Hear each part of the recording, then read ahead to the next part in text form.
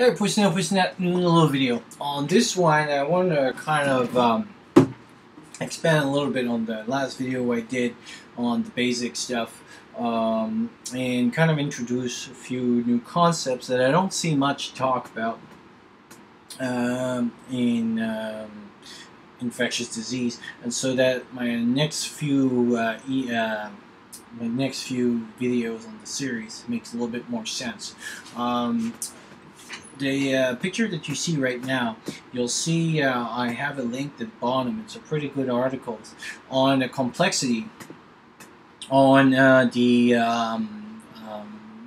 they think that basically Ebola kind of got worse and everything. And so the Ebola scared from our part here was just an Ebola scare, and that's why it's more an Ebola scare.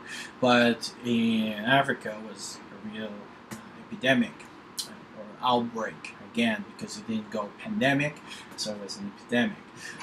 See if you're listening to the last video.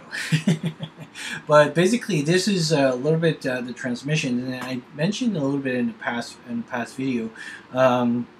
If we would have a big disaster or collapse or whatever you want to call it, and something would happen, and this is a little bit what we're going to be talking about, is that we would be in contact with some reservoir that we're not used to see, and what they call here the spillover transmission.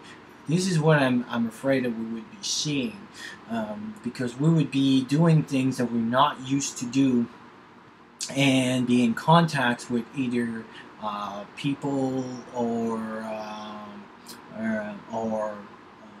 different vectors or things that were not, they're not very present. So we'll talk a little bit further, but basically when you have a reservoir, the virus and everything lives there, but to spill, so the spillover transmission, something has to happen in the transmission. So this is what I want to talk about, but it's a cool article to read and everything, and so that people understand a little bit better what's going. And this is that process that I want to go through a little bit, and we'll see what I called it. They call the triangle, which is pretty much what we're seeing here, but a little bit more intake. And so, like when I took a class on firearms, they were talking, you know, a firearm is safe if you close. Firearm is safe if you don't complete the triangle. It can be dangerous if you have a full complete triangle. What I mean is that if you have a firearm and a user with no bullets, your firearms can never really be dangerous. If you have a firearm with bullets and there's no user, again, the firearms cannot do. Or if you have just bullets and users, well, the user can throw bullet at the other person if not.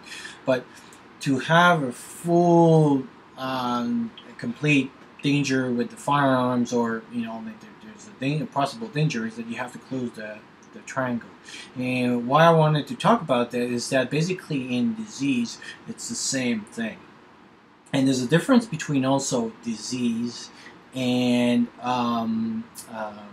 being infected, because a lot of there's a famous case, and actually I'll put a link down, of Typhoid Mary, and basically what she was is that I think it was in 1900 and stuff. But basically, she had the disease, so she was infected. Sorry, she didn't have the disease. She was infected, and she was able to transmit the infection, but without the disease. But other people were getting sick, and when you get sick from an infection, this is when you get the disease.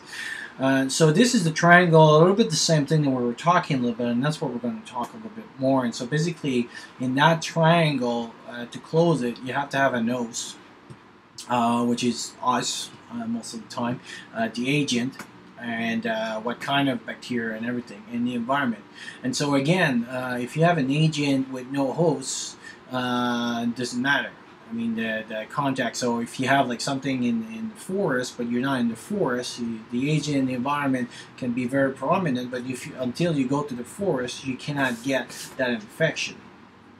Again, if you have a nose and an agent, but the environment is not preferable for that, then the infection won't happen. So you have to have this closure of this triangle to have an infection, and again, being infected and having the disease is two different things. But here we'll go talk about the disease because we're more interested about that part. And so we'll take each branch of that triangle and stuff. So the first thing is the engine. And why I want to talk about, why I have jelly beans here, is I want to talk about a concept called the reservoir.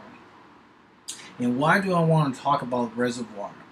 Is that most of our disease that we get, and the emergent disease that we're going to see and everything, are zoonosis disease. Mainly mean that they live in insects and animals. Well, zoonosis is for animals, but they live in animals, and this is where the reservoir is, meaning that that disease is live with the animals. So, for example, the Ebola, they think it came from a bat, and then when they started to transfer that disease to others, that's where it spilled to the human.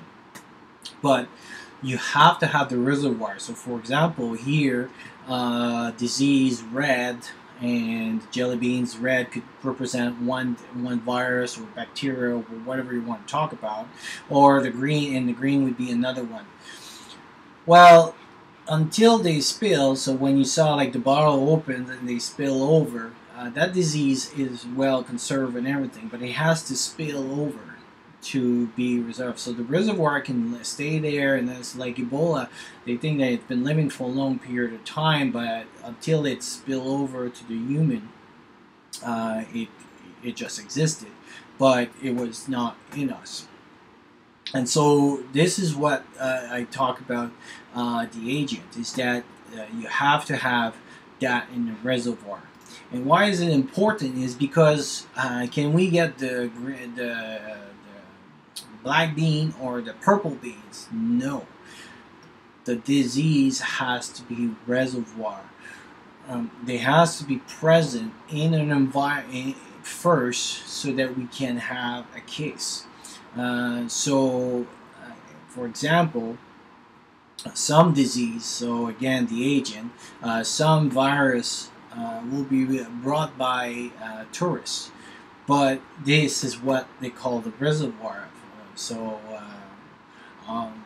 Ebola is a case of that. The reservoir is in Africa. We don't have a reservoir of Ebola here. So let's say it's the black beans. We don't have black beans here. We just have the red and the green. So we can have all the disease of red and green, but until you bring a black bean in America, we cannot have Ebola. So the people that got sick from Ebola was sick because we brought Ebola in, but we got patient. And so if you think about disease like typhoid, we used to have it, but here the reservoir is pretty low.